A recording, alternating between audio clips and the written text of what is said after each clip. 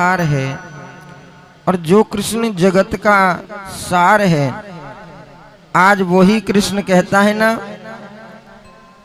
कि मैं बिक जाऊं तुलसी दल पे, मेरी झूक जुल्लू जल पे।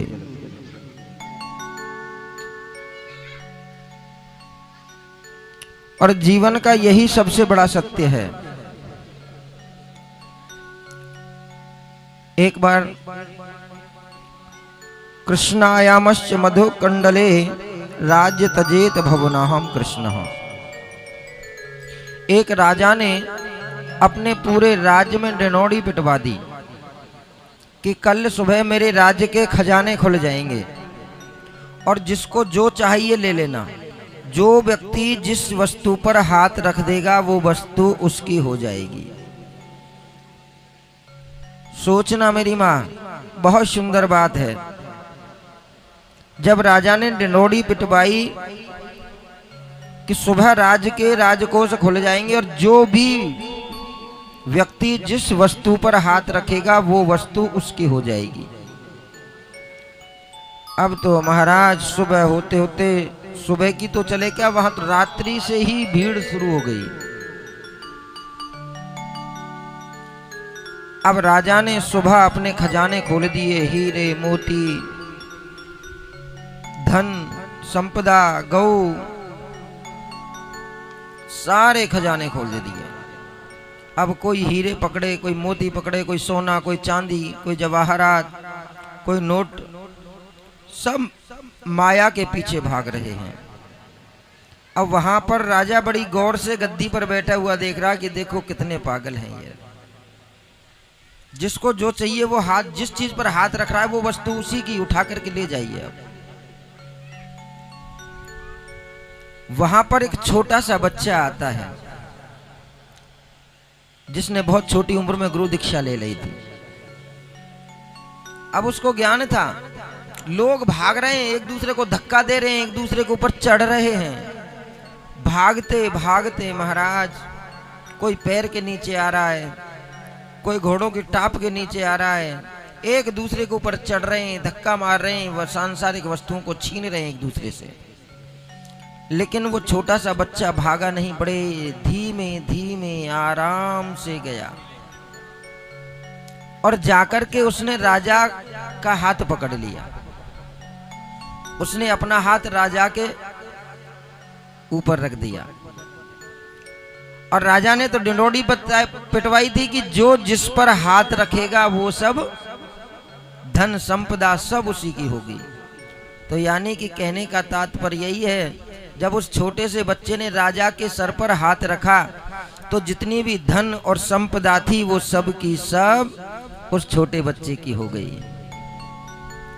आज ठीक उस छोटे बच्चे की तरह ही हम इन कागज के नोटों के लिए, माया के लिए, धन के लिए, सोने के लिए, चांदी के लिए, जमीन के लिए, रिश्तों के लिए भाग रहे हैं, लेकिन सच में ही जो जगत का स्वामी है उसका हाथ नहीं पकड़ पा रहे। जिस प्रकार उसने धन के स्वामी पर अपना छोटे से बच्चे ने हाथ रख दिया, ऐसे ही यदि हम माया को छोड़ करके हम केवल मायापति का हाथ पकड़ लेना पारे तो हम भवसागर से पार हो जाएंगे और इस संसार सागर में आना हमारा भी सार्थक हो जाएगा। प्रेम से कहना पड़ेगा।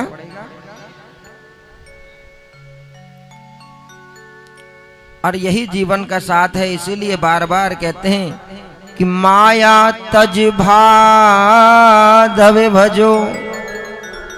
माया के पीछे मत भागो, माधव के पीछे भागो। माया तज माधव भजो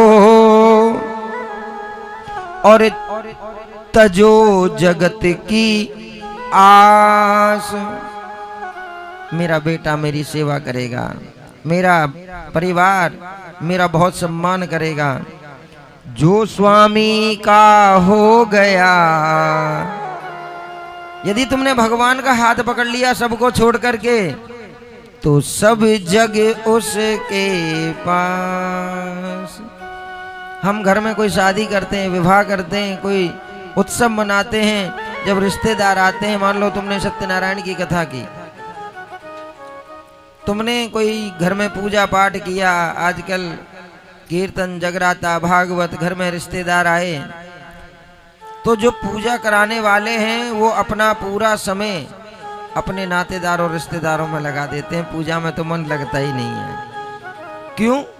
क्योंकि उनके मन के अंदर कहीं ना कहीं ये चल रहा होता है कि भैया हमने इन पर ध्यान नहीं दिया तो फिर घर जा कर के अपने ये हमारी बुराई करेंगे, कहीं दीदी रूठ ना जाए, कहीं जीजाजी रूठ ना जाए, कहीं बुआ बुरा ना माने जाए। फूफा जी भी आए हैं महाराज, उनकी सेवा में तत्पर एकदम, लेकिन उधर भजन हो रहे हैं, आचार्य जी मंत्र उच्चारण कर रहे हैं, मंत्रों से पूजा करा रहे हैं, लेकिन हमें किसी का ख्याल नहीं। अरे पागलो, जगत का स्वामी तुम्हारे घर आ जाया है, मंत्र आधीनम च देवता, देवता मंत्रों के अधीन हैं, और जब मंत्रों का उच्चारण होता है तो भगवान वहाँ पर उपस्थित होते हैं, और जब भगवान को त्याग करके तुम अपने जगत पर ध्यान दोगे तो ये जगत तो मेरे प्यारे केवल और केवल सुख का साथी है, दुख का साथी कोई नहीं। जो आज तेरे से चिपक करके चलते हैं, एक दिन वही उठ करके जब यदि बुरा वक्त आएगा तो तेरा पीछा छोड़ करके चले जाएंगे। प्रेम से बोलना पड़ेगा। भाई एक सेठ जी महाराज भगवान का बहुत भजन करते हैं, गाड़ी बंगला फैक्ट्रियों के मालिक बने हुए हैं, और वो इतना भाव से पूजा करता है कि ठाकुर जी उसके अंग और संग रहते हैं। कोई दुख होता है तो उसके साथ में दुखी होते हैं, सेठ जी खुश होते हैं तो ठाकुर जी को बड़ी प्रसन्नता होती है। क्यों भाई? तुम जब कथा में आकर के बैठते हो तो कई जनों का तो ऐसा मुंह लटका हुआ बैठा रहता है, ऐसे बैठे रहते हैं जैसे कोई इनको जबरदस्ती तो बांध करके बैठा रखा है। सोचो यदि तुम्हारे घर में एक उद्दंड बालक है, थोड़ा चंचल है, और वो बच्चा जिस दिन घर में चुपचाप बैठ जाता है तो क्या लगता है आपको? अच्छा लगता है, बुरा लगता है? क्यों?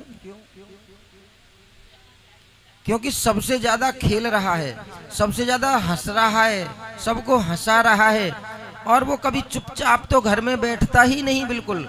घर में भी कभी ये उठाएगा, ये रखेगा, कभी खेलने लगेगा, कभी बैठने लगेगा, कभी लोटेगा, कभी परेशान करेगा, कभी चुटकी मारेगा, कभी कुछ करेगा, लेकिन वही बच्चा एकदम शांत बैठे एकदम, तो घर वाले भी परेशान हो जाते हैं कि लगता है बच्चे की आज तबीयत ठीक नहीं है। जब एक माता पिता मिट्टी के पुतले होकर के हमको इतना बुरा लगता है, तो सोचो जगत के पिता के सामने आप बैठे हो, और जब आपका चेहरा यदि मेरे ठाकुर जी उदास देखेंगे तो मेरे ठाकुर जी को कैसा लगेगा? एक बार प्रेम से बोलना पड़ेगा। हर इंसान केवल और केवल सुख में ठाकुर जी का बड़ा धन्यवाद करता है, सुख में ही केवल ठाकुर जी को बहुत बहुत थैंक यू बोलता है। सुख में तो खैर बोलता ही नहीं है, जब ज्यादा सुख आ जाता है तो फिर माया में। अभी हमको 2 4 10 5 लाख की लॉटरी लग जाए, 2 4 5 करोड़ हमारे पास आ जाए, सच बताओ 10 करोड़ यदि तुम्हारे पास एकदम आ गए तो सबसे पहले उस 10 करोड़ में क्या करोगे आप? बोलो नोनो, क्या करोगे? पलस्तर हुआ, आप टाइल लगवा देते हैं, 1 मंजिल और चढ़ा देंगे ऊपर। यदि तुमको कहीं से भी इतना धन एकत्र हो जाए, कोई लॉटरी मिल जाए या बैग मिल जाए कहीं से, तो सबसे पहले जो घर में कमियां हैं हम उन कमियों को दूर करने की कोशिश करेंगे। ये कभी जीवन में नहीं सोचेंगे कि आज मेरे ठाकुर जी ने हमको 10 करोड़ दे दिए या 10 लाख दे दिए तो 1 लाख हम ठाकुर जी के लिए कथा करा देते हैं। सबसे पहले ठाकुर जी से प्रारंभ करते हैं, उसके बाद फिर इन पैसों की सोचेंगे इनको कहाँ लगाना है।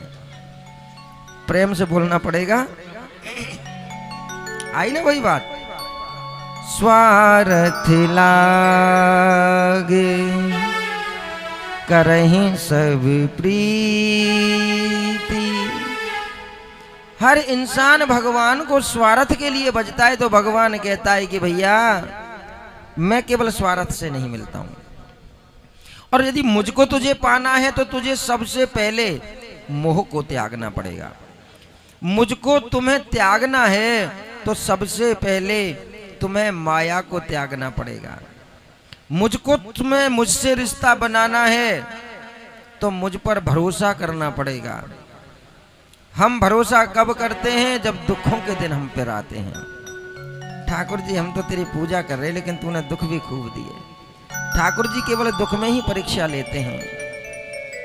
आज वही सेठ जी के साथ हंसते हैं, बैठते हैं, लौटते हैं। सुबह सेठ जी उठ करके वॉक करने के लिए जाते हैं, तो आज ठाकुर जी भी स्वयं सेठ जी के साथ में वॉक करने के लिए जाते हैं। अब सेठ जी को पता कैसे लगता है कि ठाकुर जी मेरे साथ चल रहे हैं?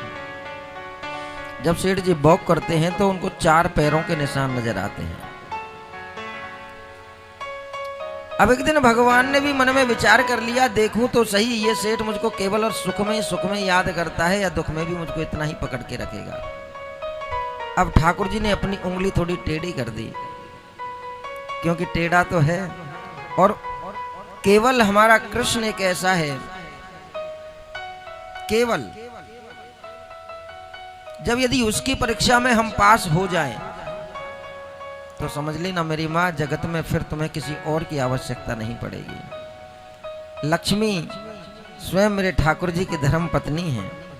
यदि कृष्ण मल गया तो तुम्हारे घर में संपदा की कमी रह ही नहीं सकती। कृष्णम वत्वाम जेवत्वः कृष्णम वंदे च जगत गुरु। कृष्ण ही केवल एक ऐसा है जो संसार के 16 कला जिनके चरणों में विराजमान है। केवल कृष्ण है 16 कला पूर्ण, वरना हर कोई अनेक अनेक, किसी में कोई खामी, किसी में कोई कमी, लेकिन सर्व गुण संपन्न मेरा कृष्ण। अब भगवान ने सोचा देखूं तो सही कहीं ये सुख सुख का साथी है या दुख में भी मेरा नाम इतना ही जपेगा जितना अब जप रहा है। रात को खूब ठाकुर जी का भोग लगाया, खूब अच्छी तरह से बातचीत करके, खूब वार्तालाप करके रात्रि को दुपट्टा तान करके सो गया। सुबह 4 बजे मैनेजर का फोन बजता है, सेठ जी फैक्ट्री में आग लग गई। सेठ जी दौड़ करके फैक्ट्री में जा करके देखते हैं तो सब कुछ जल करके खाक हो गया। इधर जैसे ही सेठ जी पहुंचे फैक्ट्री, घर में पीछे से सारा कुछ चोरी हो गया। अब जिनका लेनदार था, जिनसे पैसा ले रखा था महाराज, सब कर्जदार छाती पे आके खड़े हो गए। तो बची कुछ गाड़ी और बंगला बेच करके उनका कर्ज अदा कर दिया।